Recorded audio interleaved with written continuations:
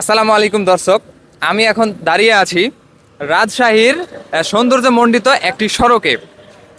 এটি মূলত রাজশাহীর প্রাণকেন্দ্র সড়ক বলা হয় এটিকে। তো আপনি যদি ভ্রমণ পিপাসু মানুষ হয়ে থাকেন তাহলে আপনি একবার হলেও এই রাজশাহী শহরে আসবেন। আপনি নিশ্চিত এই সড়ক দেখে মুগ্ধ হয়ে যাবেন।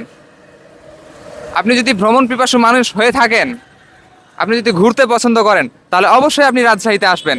আপনাকে রাজশাহীর কোনো পার্কে যেতে হবে না, আপনাকে রাজশাহীর কোনো জাদুঘরে যেতে হবে না, কোনো চিড়িয়াখানায় যেতে হবে না। আপনি রাজশাহীর রাস্তাঘাটে বসে আপনি সুন্দর একটা মনোরম পরিবেশ উপভোগ করতে পারবেন। আর হাতের ডান সাইডে একটু দেখি কি সুন্দর ফুলে সজ্জিত করা হয়েছে। রাস্তার চারপাশে কিন্তু ফুলের গাছে ভরপুর।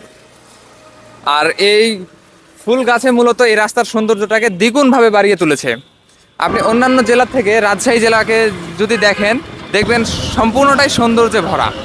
রাজশাহীর রাস্তার দিকে যদি আপনি খেয়াল করেন, শুধুমাত্র অটোরিকশা আর বাইক ছাড়া আর কয়েকটা প্রাইভেট কার ছাড়া আপনি আর কিছু লক্ষ্য করতে পারবেন না। এখানে শুধুমাত্র দূরপাল্লার যেগুলো বাস সেগুলো একটা নির্দিষ্ট টার্মিনালে থাকে।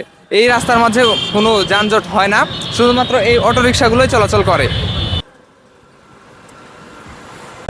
আপনি যদি রাজশাহী আসেন, আপনাকে বেশি কিছু করার লাগবে না। আপনি এই রাজশাহীর ফুটপাত ধরে একটু হাঁটলে আপনার মন ভালো হয়ে যাবে। যেখানে সারা দেশের এমন অবস্থা, অন্যান্য জেলার দিকে তাকালে দেখবেন যে ভাঙচুরে ভাঙচুর, মানে সব তছনছ করে দিছে। কিন্তু এই রাজশাহীর দিকে যদি তাকান তাহলে আপনি বুঝতে পারবেন সব কিছুই অক্ষত রয়েছে। যেমন সৌন্দর্য পূর্বে ছিল, বর্তমান পর্যন্ত সেটা ধরে রাখছে। আর এটার অবদান একমাত্র শুধু রাজশাহীবাসীর। আপনি একবার হলেও রাজশাহী আসবেন, তাহলে আপনি বুঝতে পারবেন রাজশাহী মানুষের আচার ব্যবহার কেমন, তাদের চলাফেরা কেমন। আপনারা হয়তো জানেন যে রাজশাহী শুধুমাত্র আমের জন্যই বিখ্যাত। আসলে কিন্তু সেটা না।